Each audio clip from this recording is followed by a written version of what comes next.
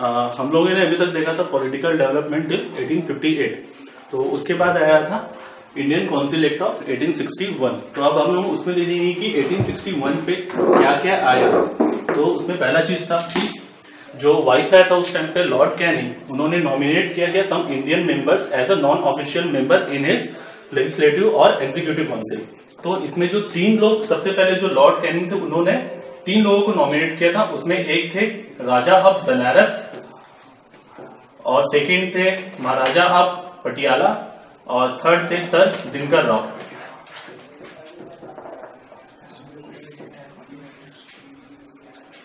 तो ये पहला बार था जब कोई इंडियन जो है किसी नॉन ऑफिशियल मेंबर बना, किसमें, वाइस रॉय के काउंसिल। सेकेंड चीज था जो इंडियन काउंसिल एक्ट ऑफ 1861 के अंदर था, वो था कि decentralisation of Madras and Bombay provinces. तो डिसेंट्रलाइजेशन हम लोगों ने देखा कि रेगुलेटिंग एक्ट ऑफ 1773 से सेंट्रलाइजेशन टेंडेंसी स्टार्ट हुई थी किसकी, ब्रिटिश गवर्नमेंट की। तो यहाँ पर एक डिसेंट्रलाइजेशन हम लोगों ने जो ब्रिटिश गवर्नमेंट थी उसने स्टार्ट किया कि जो उसकी जो गवर्नमेंट है उसको डिसेंट्रलाइज करने के लिए। तो सबसे पहला किसको के सब कुछ पावर दिए गए मद्रास और बंगाल प्रोविंसेस के गवर्नर को। उसके बाद तीसरा था establishment of Bengal north west frontier provinces and Madras के में लेजिस्लेटिव काउंसिल का।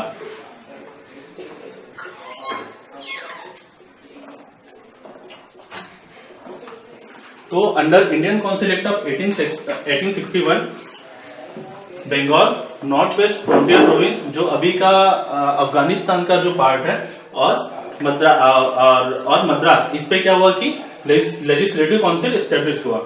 चौथा जो चीज था वो था पोर्टफोलियो सिस्टम। पोर्टफोलियो सिस्टम क्या होता है कि सपोज अगर जो वाइस रॉय है उनके एग्जीक्यूटिव काउंसिल में 5 मेंबर है, तो हर पांचों को अलग अलग जो है डिपार्टमेंट दिया जाता है। जैसे अभी होता है ना कि जो कैबिनेट है, तो जो कैबिनेट मिनिस्टर होते हैं, किसी को डिफेंस दिया गया, किसी को इकोनॉमी के लिए दिया गया, वैसे ही उस टाइम पे भी पोर्टफोलियो सिस्टम के थ्रू अलग अलग मेंबर को अलग अलग रिस्पॉन्सिबिलिटी दी जाती थी। और इस पे जो 5वां चीज था वो था कि वाइस रॉय जो है अब ऑर्डिनेंस इशू कर सकते थे। आजकल हम लोग देखते हैं कि अगर पार्लियामेंट सेशन में नहीं है तो प्रेसिडेंट क्या करता है, ऑर्डिनेंस ला सकते हैं। वैसे ही उस टाइम पे ये जो ऑर्डिनेंस सिस्टम था वो स्टार्ट हुआ कब, इंडियन काउंसिल एक्ट ऑफ 1861 से।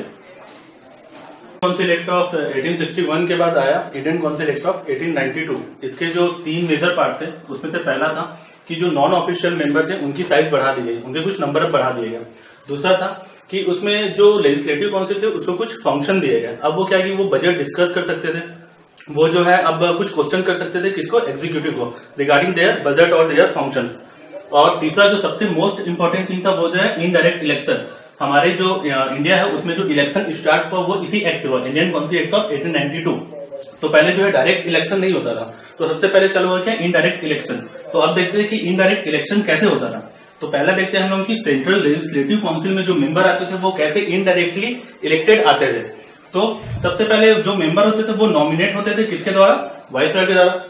लेकिन उन लोग को रिकमेंड कौन करता था, तो पहला जो है उन लोग recommended by provincial legislative council. तो जो जितने भी प्रोविंसेस में जो लेजिस्लेटिव असेंबली थे उन लोगों को क्या करते थे, उस मेंबर को रिकमेंड करते थे, किसको, वाइस रॉय को, कि आप इनको नॉमिनेट करिए, किसके लिए, सेंट्रल लेजिस्लेटिव काउंसिल के लिए। और बंगाल चैम्बर ऑफ कॉमर्स भी रिकमेंड करता था।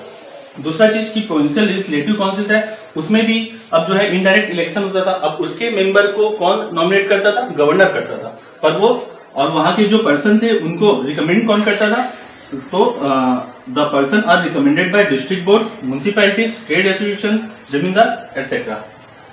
Indian council act of 1892, Government of India Act 1909 आया, तो कब, 1909 में। और उसको हम और जानते हैं मॉर्ले मिंटो रिफॉर्म से। तो मॉर्ले जो था उस टाइम था वो सेक्रेटरी था इंडिया का, और जो मिंटो थे वो उस टाइम पे जो है वाइस रॉय थे। तो इसके जो कुछ रिकमेंडेशन थे वो ये थे, पहला ये था कि जो लेजिस्लेटिव काउंसिल है उसकी साइज बढ़ा दी गई। जो पहले 16 हुए करते, जो लेजिस्लेटिव काउंसिल पे जो मेंबर थे वो जो पहले जो 16 हुए करते थे वो अब हो गए 60। सेकेंड चीज था कि इसमें अब पहला बार जब ऐसा हुआ था कि कोई इंडियन जो है वाइस रॉय एग्जीक्यूटिव काउंसिल में शामिल किया गया। और जो पहले जो इंडियन थे वो थे सत्येंद्र प्रसाद सिन्हा। थर्ड चीज ये था कि इसमें कम्युनल रिप्रेजेंटेशन स्टार्टेड। तो कम्युनल रिप्रेजेंटेशन क्या होता है कि एक सेपरेट इलेक्टोरेट टू मुस्लिम, मतलब पहली बार जो है डिवाइडेड इंडिया की यहाँ पर बीज बोई गई। क्या किया गया कि जो सेपरेट इलेक्टोरेट होता है उसका हम थोड़ा सा मतलब समझते हैं कि क्या होता है। सपोज अगर कोई एरिया है, वहां पे कुछ जो पॉपुलेशन है वो वहां पे इंडियन भी है और वहां पे जो हिंदू भी है और वहां पे जो है मुस्लिम भी है। तो जो सेपरेट इलेक्टोरेट होता है उसमें होता है कि वहां से जो मेंबर जो खड़ा होगा चुनाव पे वो जो है मुस्लिम रहेगा, और वो जो मुस्लिम है वो इलेक्टेड होगा सिर्फ मुस्लिम पॉपुलेशन के द्वारा। तो उसमें जो हिंदू जो मेंबर है वो उसको इवन वोट भी नहीं करेंगे। तो ये था सेपरेट इलेक्टोरेट टू मुस्लिम। तो पहली बार जो था जो डिवाइड एंड रूल, जो हम यहाँ पर देख सकते हैं कम्युनल रिप्रेजेंटेशन के through divide and rule start किया गया क्या ब्रिटिश गवर्नमेंट के द्वारा। गवर्नमेंट ऑफ इंडिया एक्ट 1909, उसके बाद आया government of India act 1919। It was also known as Montagu Clement reform. Montego was that time was Secretary of State for India and Chelmsford was the Viceroy of India। तो अब उसके अंदर हम लोग देखते हैं कि क्या क्या रिकमेंडेशन हुई और क्या क्या चीजें आई। तो पहला चीज था कि different subject were given to central and provinces. तो ये डिफरेंट सब्जेक्ट्स क्या होते हैं, जैसे आज हम देखते हैं कि एक यूनियन लिस्ट होता है, स्टेट लिस्ट होता है, कॉन्करेंट लिस्ट होता है। वैसे जो ये जो लिस्ट वाला जो सिस्टम है कि यूनियन लिस्ट है, उस जो लिस्ट के अंदर जो सब्जेक्ट है उस पे जो लॉ बनाने का जो अधिकार है वो सिर्फ और सिर्फ सेंट्रल गवर्नमेंट को है। और जो स्टेट गवर्नमेंट के पास जो स्टेट जो लिस्ट है उस पे जो भी जो लॉ बनाने का जो अधिकार है वो जो है स्टेट गवर्नमेंट के पास है। और वैसे जो कॉन्करेंट लिस्ट है उस पे जो भी रूल जो बनाना है वो जो है दोनों के पास है, जो सेंट्रल एंड स्टेट गवर्नमेंट। तो ये जो है डिफरेंट सब्जेक्ट वाला जो कॉन्सेप्ट है वो इस टाइम स्टार्ट हुआ गवर्नमेंट ऑफ इंडिया 1990। उसके बाद क्या हुआ कि डायरकी, ये जो है बहुत ही इंपॉर्टेंट है। Diarchy means rule by two. Di means two, archy मतलब की रूल। तो ये हम थोड़ा समझते हैं कि ये रूल बाय टू क्या होता है। तो जो प्रोविंसेस है, जो डिफरेंट जो प्रोविंसेस है, उनको जब हम जो सब्जेक्ट जब दिए थे तो वहां पे दो चीज रखी गई थी, एक था ट्रांसफर सब्जेक्ट और एक था रिजर्व सब्जेक्ट। तो ये जो ट्रांसफर सब्जेक्ट में जितने भी जो लिस्ट थे वो जो है एडमिनिस्ट्रेट किए जाते थे किसके द्वारा, गवर्नमेंट के द्वारा, through the minister who are responsible to legislative council. और ये जो रिजर्व सब्जेक्ट है जनरली मिलिट्री एंड पुलिस को रिलेटेड, वो जो है एडमिनिस्ट्रेट की जाती है किसके द्वारा, एग्जीक्यूटिव के द्वारा। थर्ड जो इसमें था कि जो पहले जो प्रोविंशियल लेजिस्लेटिव असेंबली थी वो अब कन्वर्ट हो गई जिसमें बाइकैमरल मतलब दो house, upper house and lower house.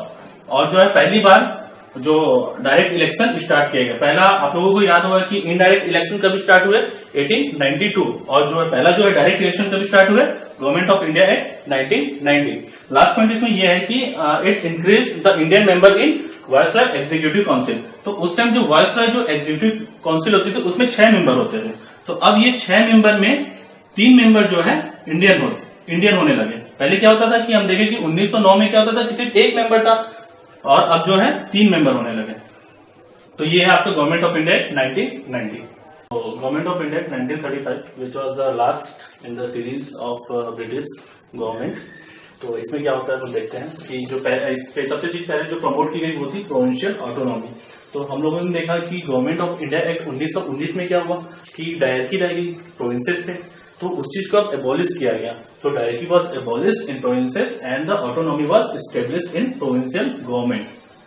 Second चीज जो इसमें थी तो वो थी कि हम लोगों ने 1909 के एक्ट में देखा, इन 1909 act that communal representation was given as a concept to the Indian people by British government। तो उस चीज को और ज्यादा इंक्रीज कर दी गई। अब जो पहले जो है कम्युनल रिप्रेजेंटेशन पहले सिर्फ मुस्लिम लोगों को दिया जाता था, अब जो है गवर्नमेंट जो है सेपरेट इलेक्टोरेट जो है डिप्रेस्ड क्लास को भी देने लगी। डिप्रेस्ड क्लास मतलब कि एसटी एंड लेबर और उस टाइम पे वीमेन।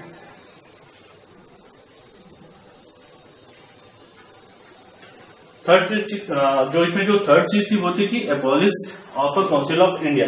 तो हम लोगों ने देखा कि council of India act of 1861। तो पहले क्या होता था कि जो ब्रिटेन थे वहां पे सेक्रेटरी ऑफ स्टेट होते थे सेक्रेटरी ऑफ स्टेट होते थे। उस सेक्रेटरी ऑफ स्टेट के अंदर पे होती थी क्या, काउंसिल ऑफ इंडिया। तो ये जो काउंसिल ऑफ इंडिया के जो मेंबर थे वो जो है रिकमेंड करते थे कि इसको सेक्रेटरी ऑफ स्टेट को जो भी रूल्स और जो भी एक्ट लाने हैं उसके लिए। तो अब ये जो काउंसिल ऑफ इंडिया है ये जो है एबॉलिश हो गया और इसकी जगह पे एडवाइजरी मेंबर आ गए जो अब सेक्रेटरी ऑफ स्टेट को एडवाइस देने लगे कि एक्ट में क्या क्या चीजें आनी चाहिए। और लास्ट थी फोर्थ जो इम्पोर्टेंट है कि it provide for the establishment of RBI that is the reserve bank of India. Public service commission, public service commission 3 type के थे उस टाइम पे, federal public service commission, provincial public service commission and joint public service commission. और third चीज वो थी federal code was established in 1937 under the government of India act of 1935। अब हम थोड़ा सा देखते हैं कि ये फेडरल कोड क्या होता है। फेडरल कोड एक्चुअली वो होता है कि अगर कुछ भी कॉन्फ्लिक्ट आई किसके बीच पे, सेंट्रल गवर्नमेंट और प्रोविंशियल गवर्नमेंट के बीच पे, तो वो जो कोड है वो डिसाइड करता है जो पॉइंट ऑफ कॉन्फ्लिक्ट है उसके लिए कि जो भी अधिकार है वो सेंटर को मिलने चाहिए या फिर स्टेट को मिलने चाहिए। जो अभी original jurisdiction of supreme court of India का जो है वही चीज था federal code of 1937। So federal code of 1937 was replaced by original jurisdiction of supreme court of India. तो अभी तक हम लोगों ने देखा गवर्नमेंट ऑफ इंडिया एक्ट 1935। इसके आगे हम लोग देखेंगे कि अब इंडियन कॉन्स्टिट्यूशन में क्या क्या पार्ट्स हैं, क्या क्या शेड्यूल्स हैं, उसके बारे में। Thank you.